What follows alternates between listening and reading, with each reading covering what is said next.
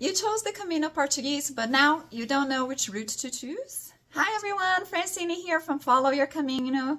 Let's break down the two routes between the scenery, difficulty, and costs so you can choose which one is the best route for you. So let's pretend this is a boxing match. And then you can weigh the pros and cons from each route and see which one wins the battle for you.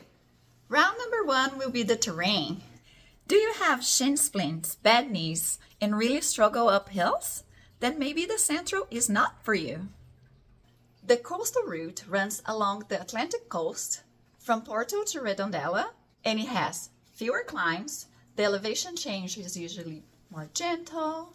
Although you're going to be more exposed to the sun, the sand, and the wind, it is considered easier on the knees and joints. The Central route goes more inland, through towns and countryside, has more elevation gain on the day-to-day. It's not a mountain, but it's definitely hillier than the coastal route. Mind you though that after Redondela, both routes merge, and then they're going to be the same all the way to Santiago. So what is it that you like? Flat surfaces and ocean view? If you hate climbing hills and want a flat, breezy walk, then the coastal takes the gold. But if you prefer a more traditional Camino scenery with dirt path and forest trails and you don't mind the hills, then the Central route might be for you. Round number two is about logistics. Let's talk about bed and food. The coastal route fights with regular tourists, so the accommodation prices go up.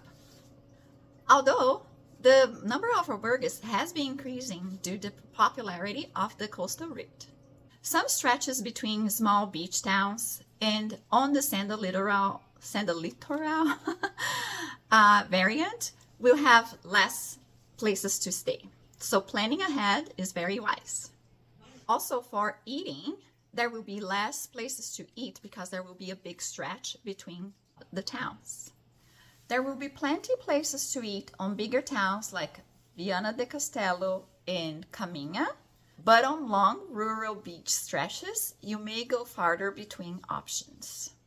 If you take the Central Litoral boardwalk variant, there may be less cafe options right near the boardwalk, but the towns are not too far off. The Central route, on the other hand, is built for pilgrims. There are more albergues, cheaper menus, and better support.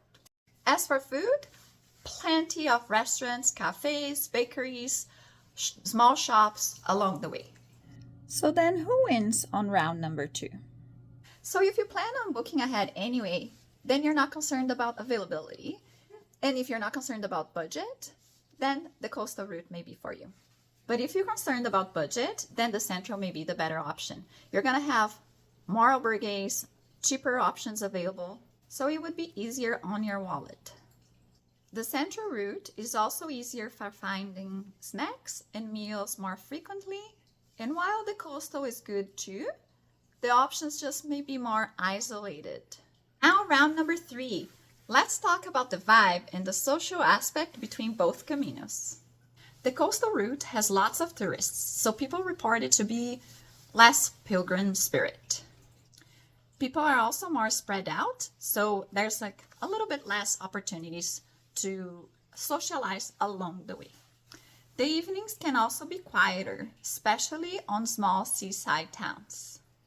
Whereas the Central is the classic Camino family pilgrim spirit. You can meet people easily, there's more pilgrim density, less tourists. You will naturally see the same people every day, which will help make friendships form.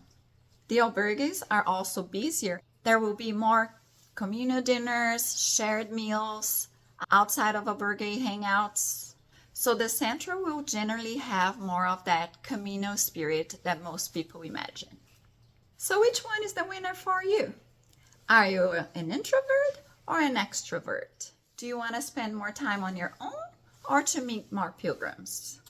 If you're looking for connection, shared pilgrims experiences, and a more lively pilgrimage, then the Central route is for you.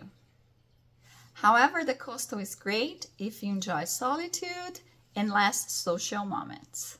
So if you want peace, scenery, and lighter social interaction, then choose the coastal route. So now is where I give you my secret weapon. You don't have to choose one. You can do both. If you start from Porto, you can go along the river, enjoy the views, enjoy the beach, the lighthouse, the different forts along the way, and then skip the first day from Porto on the Central, which is mostly residential and industrial anyway.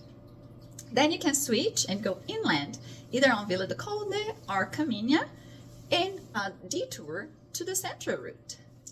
So which one is the winner for you? Are you Team Ocean or Team Forest? Let me know in the comments below which route appeals more to you.